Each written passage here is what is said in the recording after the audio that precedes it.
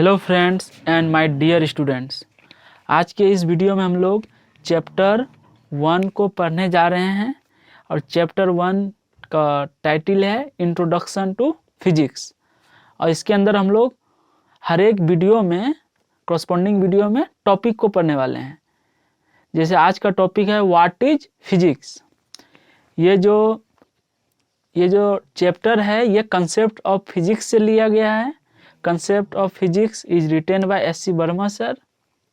SC. Verma sir बहुत बढ़िया teacher है, बहुत बड़े शिक्षक है, महान शिक्षक की गिनती में आते हैं। और उनके द्वारा ये जो पुस्तक है ये बहुत ही सुंदर भाषा और सरल भाषा में लिखा गया है। इस पुस्तक का मिठास ही कुछ अलग है अगर आप इसको बढ़िया से पढ़ते हैं तो। मैं इसी मिठास को अपने शब्दों में बताना जा रहा हूँ। तो सबसे पहले हम लोग इस टॉपिक के अंदर टोटल 5 पैराग्राफ है, तो हम लोग एक एक करके एक पैराग्राफ को देखते हैं। जैसे फर्स्ट पैराग्राफ जो है इसमें फिजिक्स क्या है उससे रिलेटेड कुछ लिखा हुआ है। जैसे सर लिख रहे हैं या ये पैराग्राफ में है, the nature around us is colourful and diverse. हमारे चारों ओर प्रकृति जो है वे रंगीन और उसमें विभिन्नता पाए जाते हैं। जैसे हम लोग के चारों ओर पेड़ पौधे, कहीं पे झरना है, कहीं पे पानी है, पानी ऊपर से नीचे गिर रहा है, कहीं पे बादल निकला हुआ है, कहीं पे ग्रह है, कहीं पे इंद्रधनुष उगा हुआ है, कहीं पे बात करें तो heating of objects on rubbing हो रहा है। यानी अगर 2 ऑब्जेक्ट को घर्षित कर रहे हैं, 2 ऑब्जेक्ट को अगर रब आउट कर रहे हैं तो वे उससे हीट निकलेगा, यानी 2 ऑब्जेक्ट को, ठीक है। और इसके अलावे फंक्शन ऑफ ह्यूमन बॉडी, हमारे अंदर जो सर्कुलेटरी सिस्टम है, जो ब्लड है या जो ब्लड इधर से उधर जा रहा है या हम लोग जो चल रहे हैं, ह्यूमन बॉडी का जो भी फंक्शन है, उसके अलावा एनर्जी कमिंग फ्रॉम सन, सूर्य से जो ऊर्जा आ रही है, या न्यूक्लियर पावर प्लांट है, न्यूक्लियस से जो ऊर्जा निकल रही है, ये सभी में कुछ ना कुछ बेसिक लॉ ऑफ फिजिक्स है। तो ये सारा नेचर का अध्ययन ही क्या है, फिजिक्स है। There are large number of objects and events taking place around us. हमारे चारों ओर बहुत प्रकार के ऑब्जेक्ट है जिसमें विभिन्नता पाई जाती है और वे कुछ ना कुछ घटनाएं घटित करती है। तो फर्स्ट पैराग्राफ का यही कहना था। तो चलते हैं अब हम लोग सेकेंड पैराग्राफ की ओर। तो देखिए सेकेंड पैराग्राफ में sir second paragraph only focus करते हैं इसके डिफिनेशन में कि आखिर में इसका डिफिनेशन है क्या। तो physics is the study of nature and it's law. Physics क्या है, प्रकृति और इसके नियमों का अध्ययन है। और इसी को और थोड़ा सा बड़े शब्दों में बात करें तो रिवेलिंग दिस लॉज, ये जो बेसिक लॉ है प्रकृति का, उसको पता करना। रिवेलिंग मीन्स पता करना, दिस लॉज इन नियमों को, ऑफ नेचर प्रकृति का, फ्रॉम द ऑब्जर्व्ड इवेंट्स घटित घटनाओं से या प्रेक्षित घटनाओं से, इज फिजिक्स भौतिकी है। इसको एक बार में पूरा बताते हैं आपको। Revealing this laws of nature from the observed events is physics. घटित घटनाओं के हेल्प से प्रकृति के नियमों को पता करना ही भौतिकी है, फिजिक्स है। जैसे अगर हम लोग एग्जाम्पल ले तो अगर हम लोग न्यूटन्स का गुरुत्वाकर्षण नियम या न्यूटन्स ग्रेविटेशनल लॉ या Newton's law of motion, Newton के गति के नियम को अगर हम बढ़िया से जानते हैं तो हम लोग बहुत सारे घटनाओं को भी बता सकते हैं जो प्रकृति में घटित होती है। जैसे कि अगर सूर्य के चारों ओर पृथ्वी घूमती है तो क्यों घूमती है उसको भी पता कर सकते हैं, या पृथ्वी के चारों ओर चंद्रमा घूम रही है तो उसे पता कर सकते हैं, या पूर्णिमा के दिन समुद्र में ज्वार भाटा क्यों आता है, इससे भी हम लोग क्या कर सकते हैं, पता कर सकते हैं, ठीक है। तो यहाँ से हम लोग एक कंक्लूजन ये निकलता है कि जो फिजिक्स है वे बेसिक लॉ पर आधारित है, यानी आधारभूत नियमों पर ये आधारित है।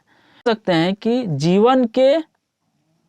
जीवन के प्रत्येक क्षण में फिजिक्स का कोई ना कोई बेसिक लॉ अप्लीकेबल होता है, उसका कुछ ना कुछ यूज जरूर होता है फिजिक्स का बेसिक लॉ से। तो हम लोग कह सकते हैं क्योंकि जीवन के हर एक क्षण में फिजिक्स का कोई ना कोई बेसिक रूल अप्लाई होता है, इसी कारण फिजिक्स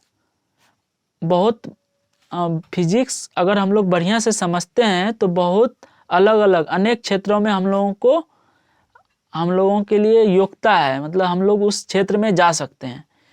जैसे बायो और मेडिकल साइंस में भी हम लोग जा सकते हैं।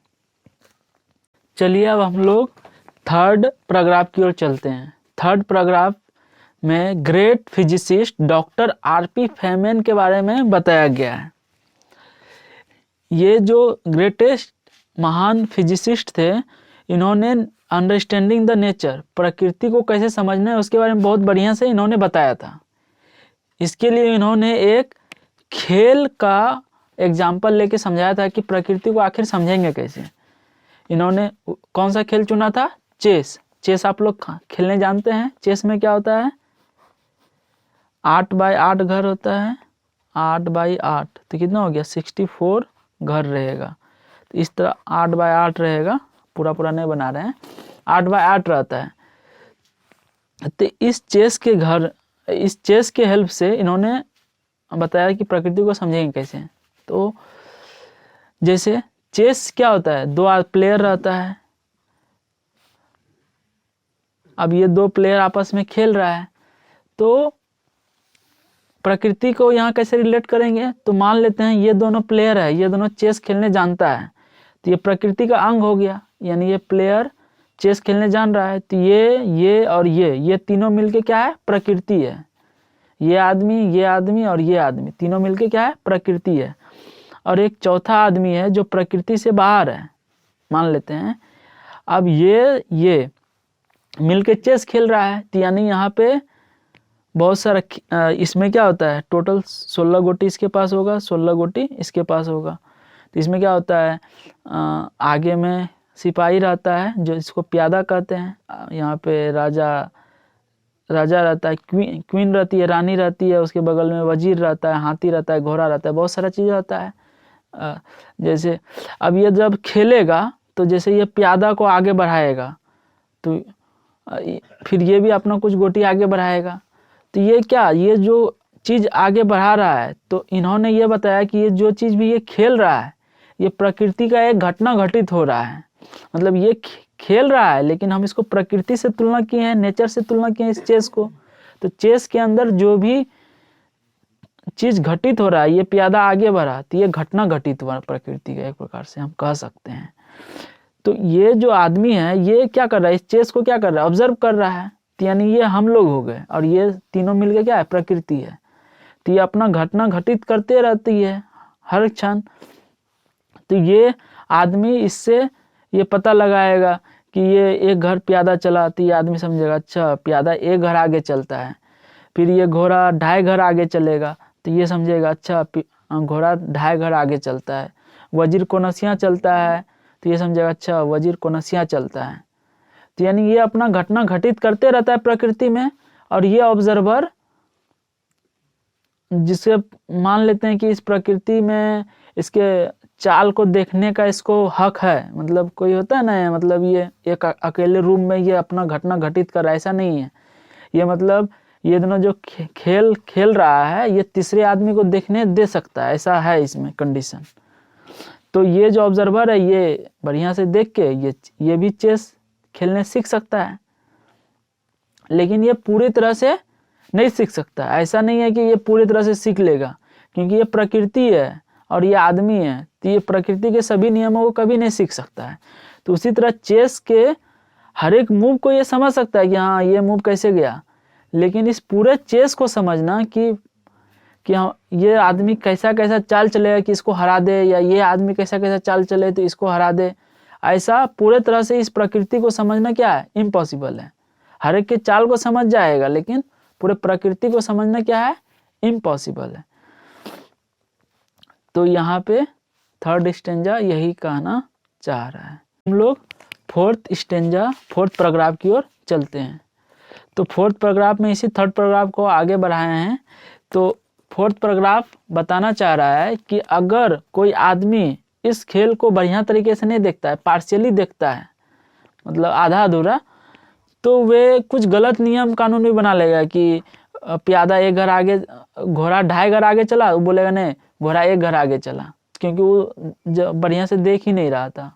तो कोई आदमी अगर बढ़िया से नहीं देख रहा है इस चेस के गेम को, पार्शियली देख रहा है, आधा अधूरा मन है इसको देखने का, तो ये बढ़िया से लॉ फिजिक्स का नहीं निकाल पाएगा, वो गलत साबित हो जाएगा फिर। मतलब वो लॉ सही है लेकिन वे जो देख रहा है उसके अनुसार जो ऑब्जर्व किया वो थोड़ा सा गलत रिवील होगा।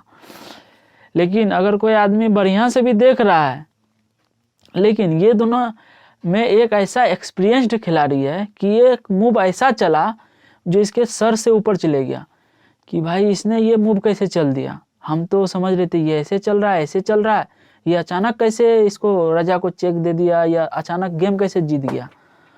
तो एक नया रूल इसको पता चलेगा, अच्छा इस तरह का मूव चलेगा ना ये तुरंत जीत जाएगा, या इस तरह का मूव चलेगा ना राजा को चेक दे देगा तुरंत।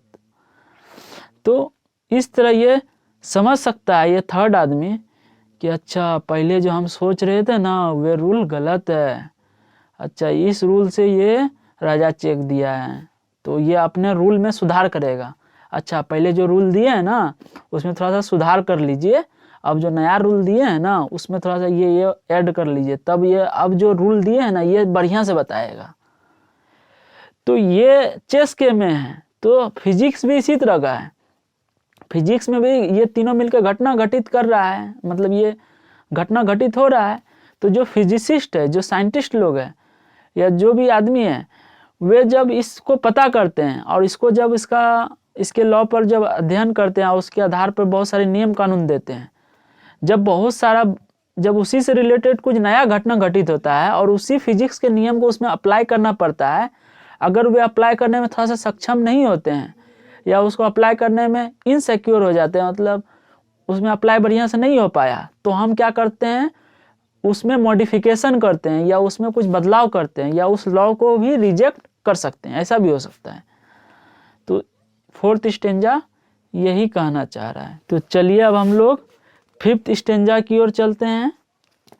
तो यहाँ तक हम लोगों ने जाना कि फिजिक्स जो है वह प्रकृति का अध्ययन है, physics is the study of nature.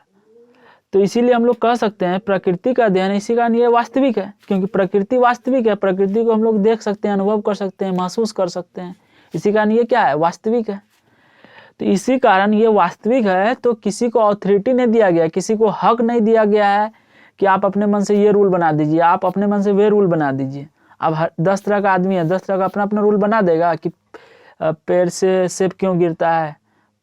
तो उसके लिए हमको कुछ स्टैंडर्ड रूल चाहिए, तो वे जिससे वे नेचर को एक्सप्लेन कर सकता है। तो जितने भी महान साइंटिस्ट हुए हैं, न्यूटन, आइंस्टीन, अल्बर्ट आइंस्टीन और फाइनमैन जो अभी बताए ग्रेटेस्ट फिजिसिस्ट, तो या अब्दुल कलाम आज़ाद, हम लोग के जो भारतीय साइंटिस्ट थे, तो ये जितने भी साइंटिस्ट हैं, ये सभी साइंटिस्ट प्रकृति के उन नियमों को खोजे हैं जिन नियमों पर प्रकृति चल रहा है, मतलब प्रकृति चल रहा है उन्हीं नियमों पर, लेकिन उन्होंने ऑब्जर्व करके वे रूल दिया जिससे हम उस प्रकृति को और आसानी से समझ सकते हैं। हाँ, और वे रूल उस प्रकृति को समझने में बहुत हेल्प कर रहा है और वे समझने में सहायक है और वे सही जानकारी भी दे रहा है। हाँ, इस रूल से ये हो रहा है, इस रूल से ये हो रहा है, हमने जो रूल दिए हैं उसके हेल्प से ये बढ़िया से बात कर रहा है, कन्विंसिंग वे से, यानी बढ़िया तरीके से। लेकिन न्यू फिनोमेना हर एक दिन होता है, कोई ना कोई घटना डेली घटित होता है, तो हम लोग कह सकते हैं कि कभी ना कभी हो सकता है कि ये रूल फॉलो नहीं हो। जैसे न्यूटन्स, आप पढ़िएगा 12th में, न्यूटन्स ने कॉर्पकल्स थ्योरी दिया था, यानी प्रकृति प्रकाश के बारे में, तो वे बाद में जाके रॉन्ग साबित हुआ। तो हाइजेंसबर्ग साहब आए, उन्होंने बोला कि प्रकृति लाइट जो है वे वेव है, तो बाद में सब कोई माना कि अच्छा ये वेव है। लेकिन अगर वे बढ़िया से एक्सप्लेन करने में, फिनोमेना को एक्सप्लेन करने में सहायक नहीं होंगे तो वे हम लोग बदल भी सकते हैं। कोई भी आदमी हेजिटेट नहीं होगा कि हाँ ये अगर फॉलो नहीं कर रहा है तो उसको बदल देंगे या उसमें कुछ मॉडिफिकेशन करेंगे। तो फिजिक्स भी इसी तरह चलता है कि उसमें कुछ मॉडिफिकेशन करके कुछ नया नया रूल डालेंगे, अगर वे जो रूल हम लोग डिस्कवर किए हैं वे अगर बढ़िया से उसको बता नहीं रहा है तो आई होप आपको समझ में आया होगा। मिलते हैं नेक्स्ट वीडियो में। Thank you for watching.